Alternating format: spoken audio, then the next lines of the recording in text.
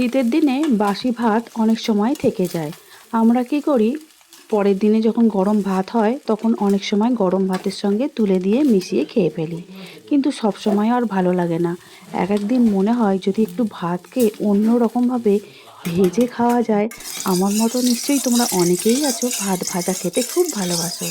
তাহলে চলো আজকে আমি কেমন করে ভাত ভাজা বানাই সেটা তোমাদের সঙ্গে শেয়ার করছি।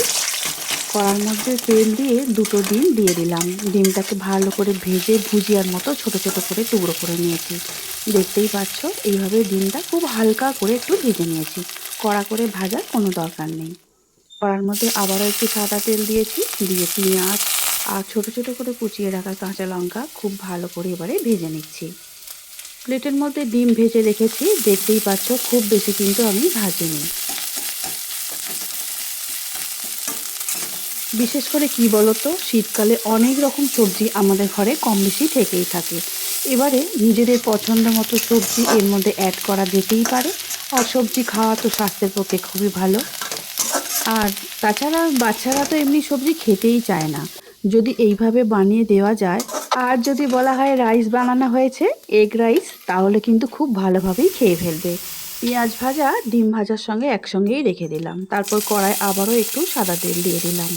আমার বাড়িতে ছিল যা যা সবজি, সেই সবজিগুলোই ছোট ছোট করে সরু সরু করে সব কেটে নিয়েছি।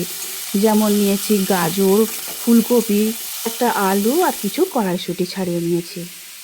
আমার বাড়িতে আজকে এই এতটুকুই ভাত বেঁচেছিল। এবারে এই সবজিগুলোর মধ্যে আমি দিয়ে দিলাম অল্প একটু নুন। নুন দিয়ে নাড়াচাড়া করে নিয়ে ঢাকা দিয়ে দেব সবজিগুলো একটু সিদ্ধ হওয়ার জন্য। 3 মিনিটের মতো ঢাকা দিয়ে রেখেছিলাম, তারপরে আবারও একটু নাড়াচাড়া করে নিচ্ছি। আর এখন সবজিগুলো অনেকটাই সিদ্ধ হয়ে এসেছে, এবার একটু ভাজা ভাজা করে নিতে হবে। নাড়াচাড়া করতে করতেই দেখতেই পাচ্ছ সবজিগুলো সমস্তগুলোই একদম ভাজা হয়ে গেছে ভালোভাবেই।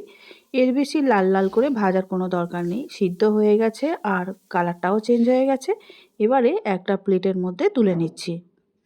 এর মধ্যে তোমরা ক্যাপসিকাম, বিনস বা আরও অনেক রকম পছন্দ করা সবজি অ্যাড করতে পারো।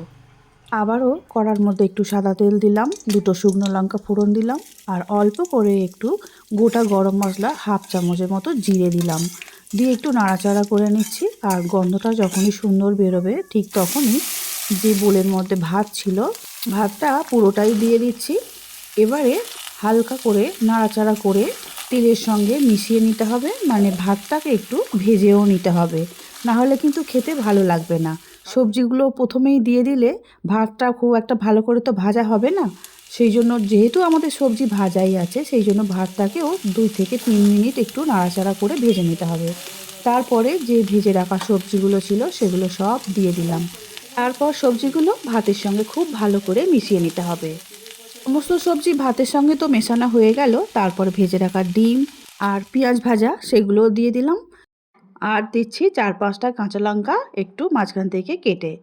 ব্যাস সব কিছু দেওয়া হয়ে গেছে। এবারে আবারও খুব সুন্দর করে মিশিয়ে নিতে হবে আলতো হাতে।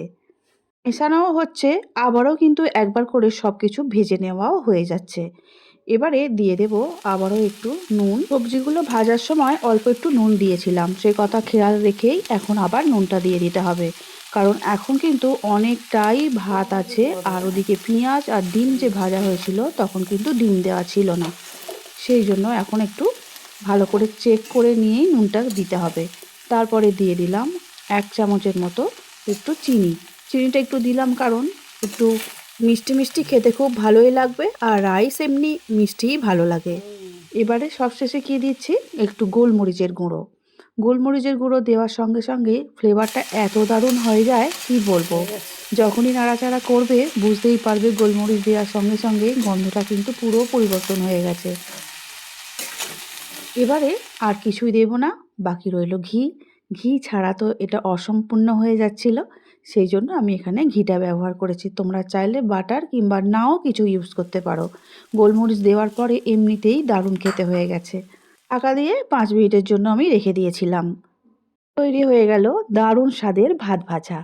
আমার মতো ভাত ভাজা তোমরা কে কে খেতে ভালোবাসো একটু কমেন্টে জানিও প্লিজ। আর আজকে আমার ভাত ভাজাটা কেমন হয়েছে তোমরা সেটাও কিন্তু জানিও। হ্যাঁ বন্ধুরা, খেয়ে যখন ভালো হয় তবেই তোমাদের সঙ্গে আমি শেয়ার করি। না হলে সেই খাবারটা আমি শেয়ার করি না। যদি মনে হয় এইভাবে বানিয়ে আজকে খেতে খুব ভালো লেগেছে, তাহলেই কিন্তু আমি তোমাদের সঙ্গে সেই খাবারটা শেয়ার করি। দেখতে যতটা সুন্দর হয়েছে, খেতেও কিন্তু খুব সুন্দর হয়েছে আর বাচ্চারা খুব পছন্দ করেছে।